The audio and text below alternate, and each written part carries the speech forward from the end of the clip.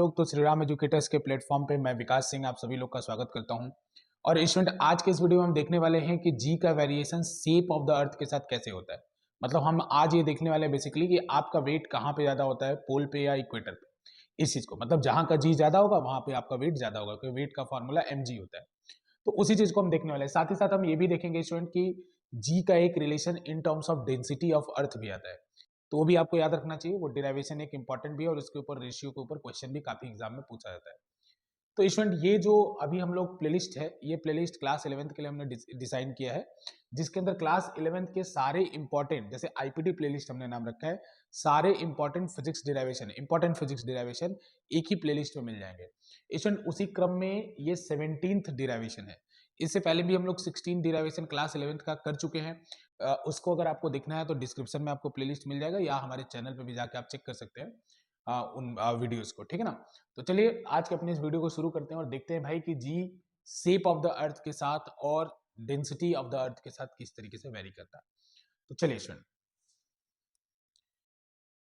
सबसे पहले हम शेप के बारे में बात करते हैं कि जी जो है वो शेप ऑफ द अर्थ के साथ, जी जो है वो शेप ऑफ द अर्थ के साथ कैसे वेरी करता है, शेप ऑफ अर्थ के साथ।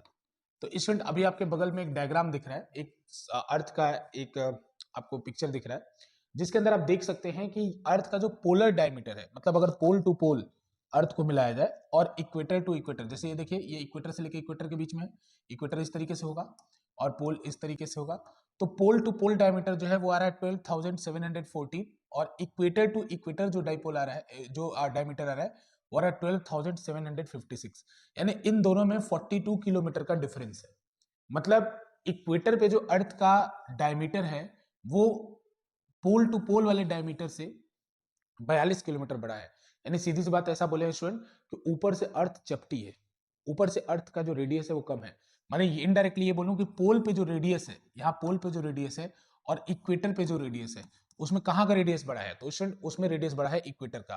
तो अगर डायमीटर में 42 किलोमीटर का अंतर है तो रेडियस में कितने किलोमीटर का अंतर होगा, 21 किलोमीटर का।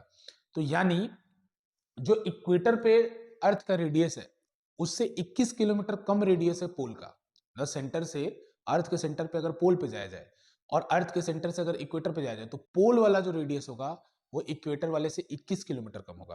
तो स्टूडेंट, इससे क्या फर्क पड़ेगा हमारे कैलकुलेशन पे, तो यहाँ देखिए स्टूडेंट, हमें पता है कि जी का फॉर्मूला क्या होता है, स्मॉल जी का capital G M G, capital G into M into by M by R square. तो स्टूडेंट, जिस जगह का आर, आर क्या है, रेडियस ऑफ अर्थ, जिस जगह का आर ज्यादा होगा उस जगह का जी क्या होगा, कम होगा। तो देखिए यहाँ पे, तो कहाँ का आर ज्यादा है, इक्वेटर का। तो इसका मतलब क्योंकि इक्वेटर का R is greater than the, equator का रेडियस जो है वो पोल के रेडियस से बड़ा है स्टूडेंट, तो इक्वेटर पे जो ई की वैल्यू होगी वो पोल से कम होगी। ठीक है ना, ये छोटी सी बात है समझने की। यानी अगर आप इक्वेटर से पोल की तरफ मूव करें तो आपका वजन बढ़ेगा, ठीक है। या अगर पोल से आप कोई सामान खरीद के ले आए इक्वेटर पे, तो वो सामान का जो वजन है वो कम हो जाएगा, क्योंकि स्टूडेंट पोल पे, इक्वेटर के ऊपर आपका जी कम हो जाता है जिसके कारण आपका वेट कम हो जाएगा, पोल पे आपका जी ज्यादा होता है जिसके कारण आपका वेट ज्यादा हो जाएगा। ये तो पहली बात हुई जिसमें हम शेप ऑफ द अर्थ के कारण जी का वेरिएशन देख रहे थे। स्टूडेंट, इसमें एक और चीज हमें देखना है, जैसा कि मैंने बताया आज ही के इस वीडियो में, क्योंकि ये तो छोटा सा कॉन्सेप्ट था तो डिराइवेशन करना था, तो डिराइवेशन हम देखते हैं अब डेंसिटी के साथ। तो स्टूडेंट, अब ये दूसरा केस मैं बोल रहा हूँ आज के वीडियो का, तो ये डेंसिटी ऑफ अर्थ के साथ जी का कैसा वेरिएशन होता है वो देखने वाले हैं। तो स्टूडेंट, अभी आपने लिखा था कि जी का फॉर्मूला क्या था, G M by R square. तो एक बात बताओ बच्चों, मास का फॉर्मूला डेंसिटी के टर्म में क्या होता है, तो डेंसिटी बराबर आप जानते हैं स्टूडेंट क्या होता है, मास अपॉन वॉल्यूम। तो यहां से मास किसके इक्वल आ जाएगा, मास इक्वल आ जाएगा डेंसिटी इंटू वॉल्यूम के, ठीक है ना।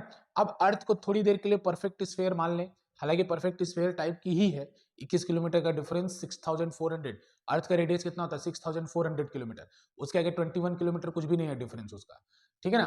तो अगर उस सिचुएशन में माने अर्थ को परफेक्ट अगर स्फेरिकल मान लें तो एम की वैल्यू हो जाएगी रो, रो क्या होगा यहाँ पे, density of earth into 4/3 pi R cube, 4/3 pi R cube. तो यहां उठा के उस m की वैल्यू पुट कर दीजिए।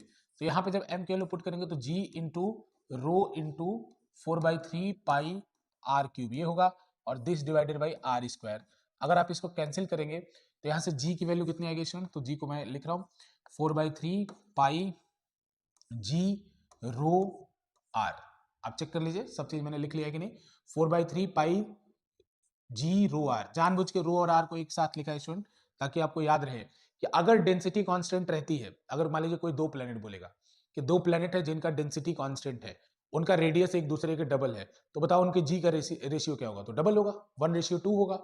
तो देख लो, अगर रो की वैल्यू कांस्टेंट है तो उस समय जी किसके प्रोपोर्शनल होता है? आर के। ऐसे क्वेश्चन आएंगे, या क्वेश्चन आएगा कि रो 1 रो 2 का रेशियो दे देगा, R1 R2 का रेशियो दे देगा, बोलेगा G1 G2 का रेशियो बताओ। तो सिंपली क्या होगा, rho 1 upon rho 2, G1 upon G2 will be equal to rho 1 upon rho 2 into R1 upon R2। Solve कर लेंगे। तो इसलिए ये छोटा सा डेरिवेशन था जिसमें हमने ये देखा कि जी का शेप के साथ क्या वेरिएशन हो रहा है, और साथ ही साथ हमने देखा एक बहुत इंपॉर्टेंट रिलेशन, इसके ऊपर रेशियो के ऊपर काफी क्वेश्चन आते हैं स्टूडेंट, अगर आप कोई भी एग्जाम के प्रिपरेशन कर रहे हैं तो ये काफी इंपॉर्टेंट फॉर्मूला है, तो इसको भी आप याद रखिएगा। तो ऐसे ही वीडियो को देखने के लिए स्टूडेंट हमारे चैनल को आप जरूर सब्सक्राइब करें, इस पे आपके लिए बहुत इंपॉर्टेंट इसी तरह के वीडियोस आते रहते हैं। बहुत बहुत धन्यवाद।